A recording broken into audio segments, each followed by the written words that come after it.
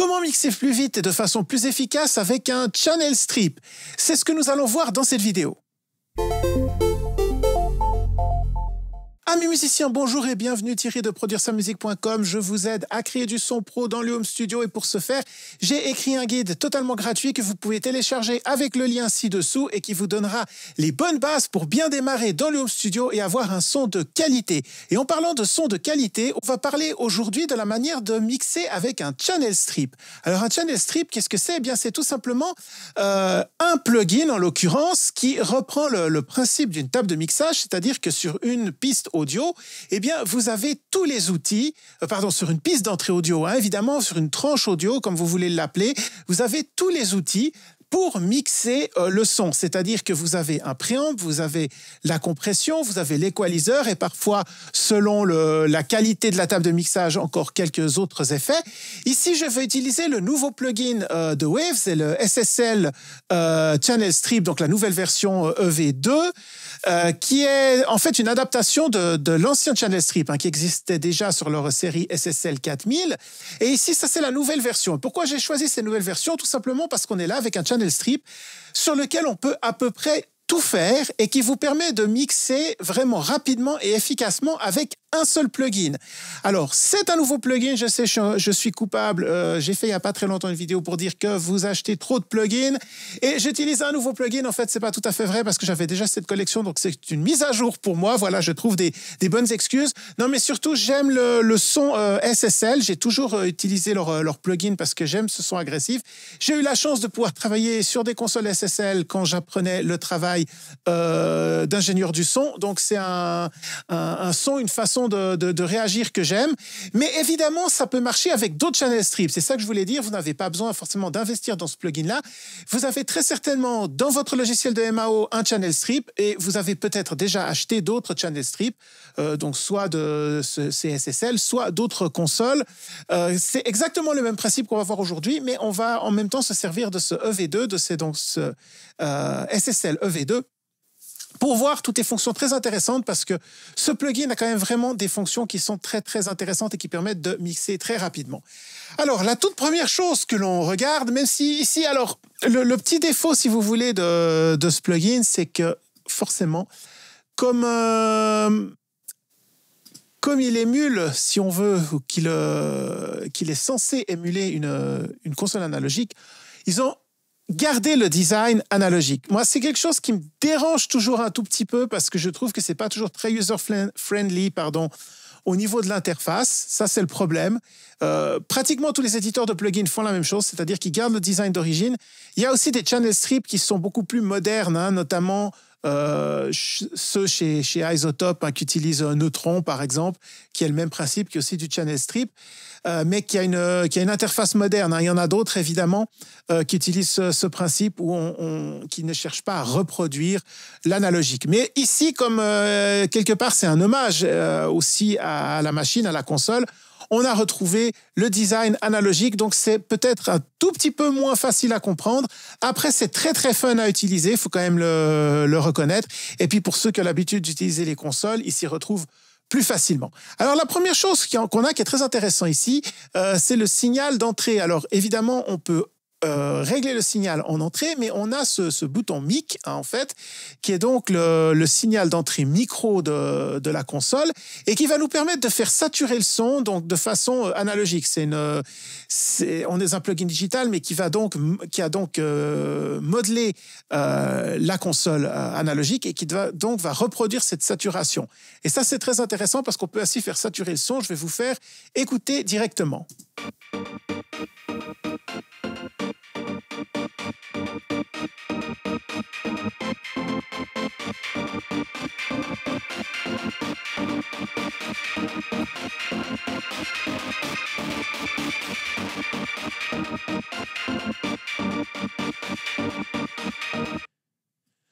Donc, vous voyez on a intégré directement en entrée ici un plugin de saturation analogique. Donc, on a déjà ça qui est intégré dans notre channel strip, c'est la saturation qui est ici. Alors, je ne vais pas la mettre au max parce que je vais quand même garder un son, c'est pas de la guitare électrique ou quelque chose que je veux très distordu.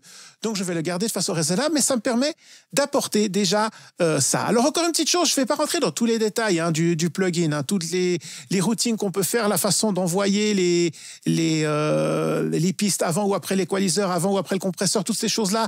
Il y a déjà des vidéos de l'éditeur et un mode d'emploi qui vous permettent de comprendre toutes ces choses.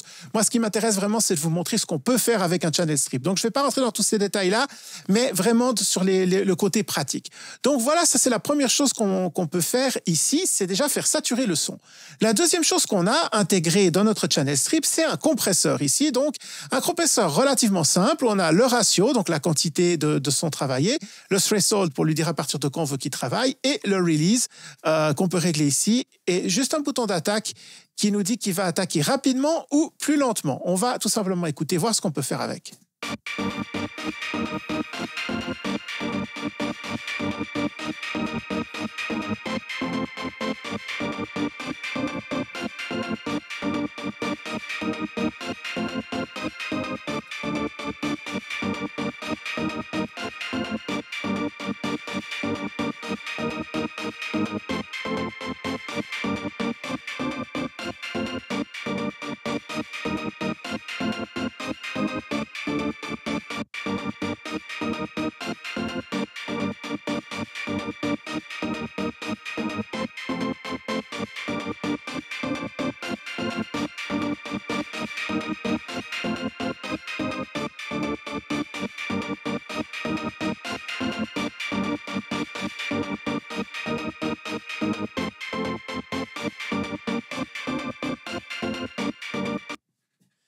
Voilà, et comme vous avez peut-être entendu, hein, on a déjà une compression qui est assez nette. On le voit ici, hein, ça c'est le compresseur qui agit. Donc on a vraiment une grosse dose de compression ici. Mais c'est normal parce que j'ai fait un son qui est assez agressif avec de la saturation. Quand on entend, quand je le mets en bypass, qu'on a vraiment beaucoup plus de saturation qui arrive. Alors j'ai quand même fait un compresseur assez agressif, mais c'est simplement pour vous montrer comment ça fonctionne ici au niveau de ce compresseur. Et ça, c'est très intéressant. On a une deuxième chose intéressante ici, c'est le gate. Alors le gate, vous savez ce que c'est qu'il va laisser passer le son après une certaine quantité de volume et la gate va ensuite se fermer et ne plus laisser passer le son. Ça permet tout simplement de couper des bruits parasites ou des bruits de fond. Alors ça peut être très utile par exemple avec des batteries pour pas avoir ce qu'on appelle le bleeding des micros, c'est-à-dire des micros qui attrapent des sons qui sont pas censés attraper, hein. Mais ça peut être utilisé aussi pour donner des effets ou pour laisser respirer le son, ne pas avoir tous les effets de delay, de reverb qui arrivent en permanence et qui vont comme ça surcharger le son. Et on va écouter ce que ça donne ici. Ça va peut-être vous parler.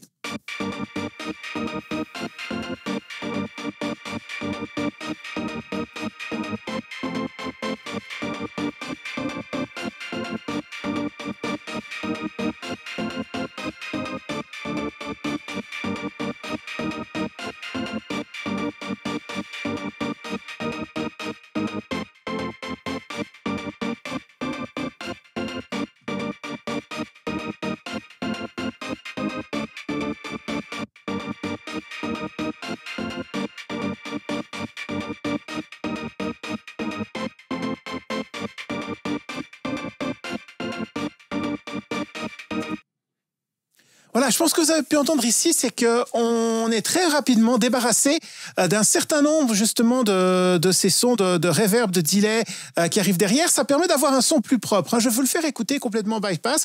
Comme ça, vous allez entendre la différence. Ici, le threshold, hein, c'est la même chose. C'est à partir de quand la gate va réagir. Range, c'est la quantité, si vous voulez, de volume sur laquelle on va agir. Et puis, le release, c'est-à-dire une fois que la gate aura été ouverte, donc bientôt elle va se refermer. Évidemment, plus le release est court, plus ça va se refermer rapidement et moins vous aurez allez avoir ces bruits de fond.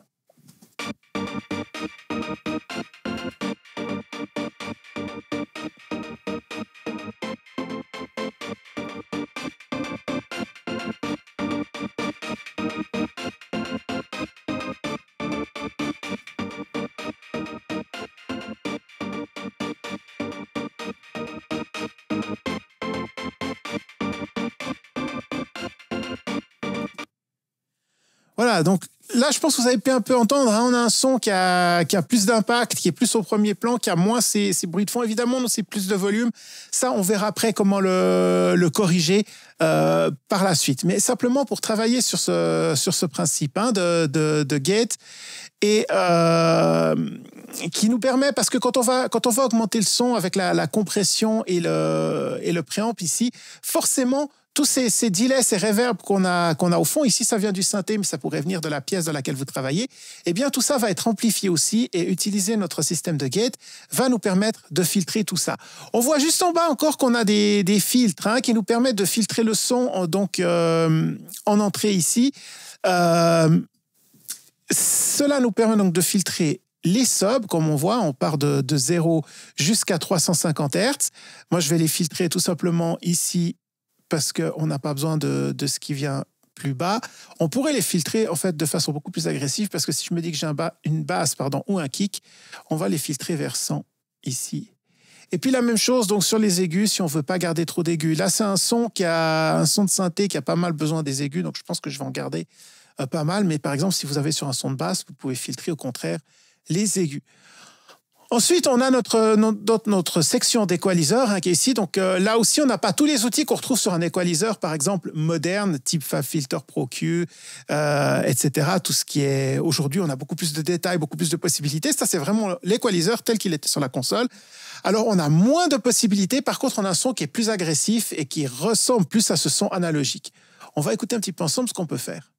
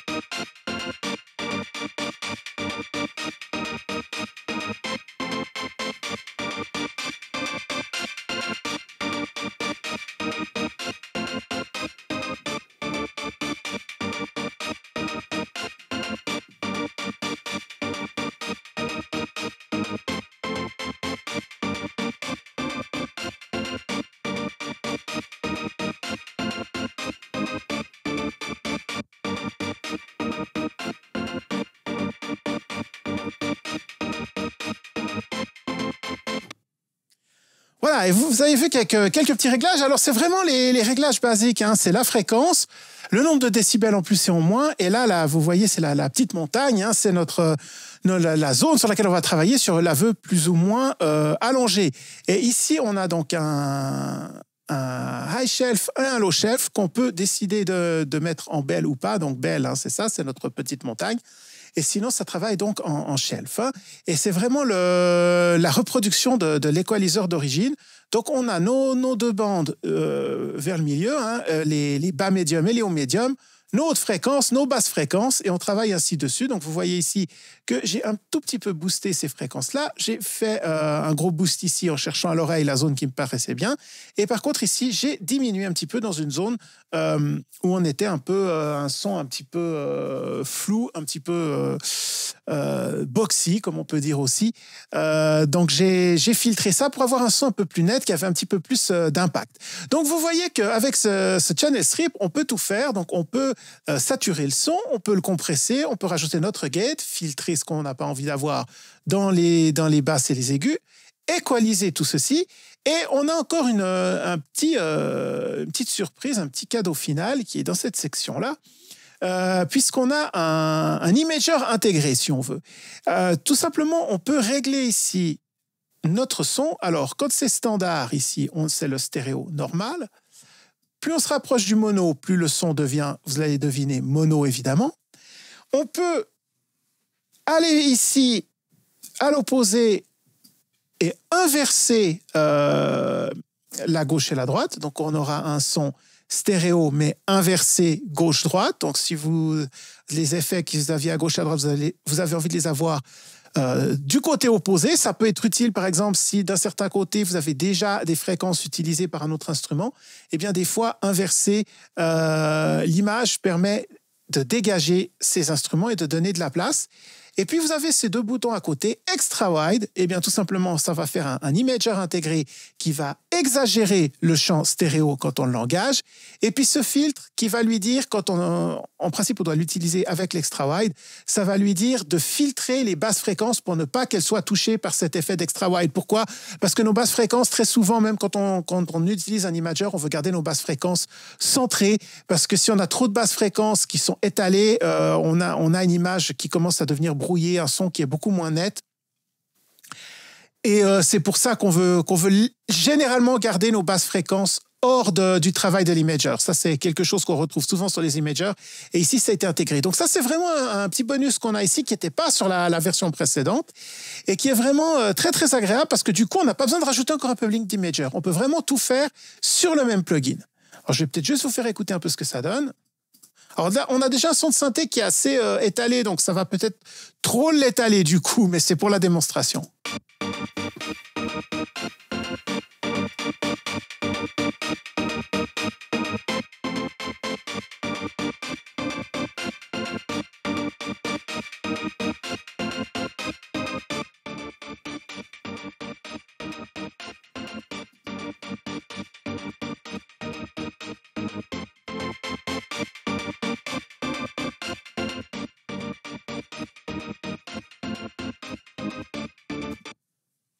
Alors là, on entend bien que le son, effectivement, se retrouve très étalé.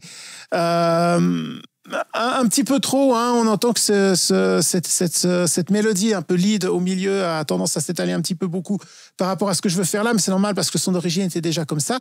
Mais si vous avez un son qui manque peut-être un peu d'espace, par contre, ça peut être très, très, très utile d'avoir cette option-là en plus, et puis surtout de pouvoir régler, ça j'aime beaucoup, parce qu'on peut avoir un son, on peut ainsi faire un son qui s'étale moins, et souvent c'est le cas quand on a trop de sons qui prennent trop d'espace, on peut justement revenir vers du mono, et ça peut être très très bien aussi, très très pratique quand on a un mix qui est vraiment très très chargé. Donc le but en fait c'était de montrer ici qu'on a tout en un. Alors oui, j'ai encore oublié un petit détail, on a encore le bouton output, hein, ici qui est notre fader de volume, et qui évidemment est utile parce que comme vous voyez ici, je tape vraiment dans le rouge parce que j'ai ici ajouté de la saturation. Donc, on va pouvoir...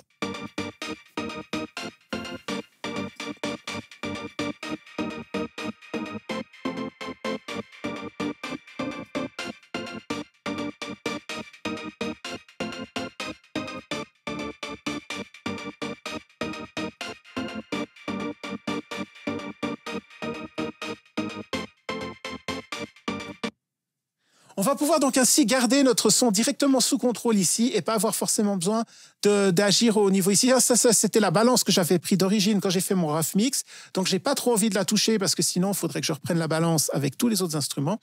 Et du coup, je vais corriger la sortie dans mon plugin. Ici, on a un beau fader qui est très grand, hein, où on peut vraiment bien le régler. Et donc, c'est très, très pratique parce qu'on peut ainsi reprendre la balance directement dans notre mix. Et donc, vous avez entendu, on a bien travaillé le son. Je n'ai pas fait des choses trop extrêmes, mais on a un son qui est plus clair, qui est plus défini. Et le tout travaillé dans un seul plugin, donc dans un seul channel strip, hein, comme je disais. Et ça reprend en fait la façon de travailler, on va dire, à l'ancienne, c'est-à-dire qu'on avait une tranche de console comme ça, où on pouvait travailler notre son entièrement et tous les effets sur une seule piste. Alors évidemment, après, on a des racks d'effets, delay, reverb, etc. Ça, c'est autre chose. Mais on retrouve ce principe de tout travailler, par exemple, directement. Vous voyez qu'à l'origine, plugin, j'avais fait un certain nombre d'effets. Hein, ici, ça, c'était mon mix avant d'utiliser ce plugin parce que c'est une piste que j'avais mixée avant la sortie de ce nouveau plugin. Et je me suis dit tout simplement que j'allais l'utiliser à la place de tout ça pour vous montrer comment ça sonne avec ce plugin-là. Donc, ne vous préoccupez pas de ce qui est ici. C'était tout simplement l'ancien mix. Et ça, c'est cette version-là que j'ai utilisée pour la démonstration, mais bien évidemment qu'on peut utiliser sur plein d'instruments. Et en fait, ça vous permet de travailler de façon efficace parce qu'au lieu de jongler entre 4 ou 5 plugins différents, vous avez qui est tout en un ici. Et vous avez vraiment le 90% du travail sur la piste peut être effectué là-dessus. Ce qu'on pourrait dire après, c'est qu'il manque effectivement un limiteur final hein, que je pourrais peut-être utiliser ici si on a envie de mettre un limiteur, ce qu'on n'a pas toujours envie de faire.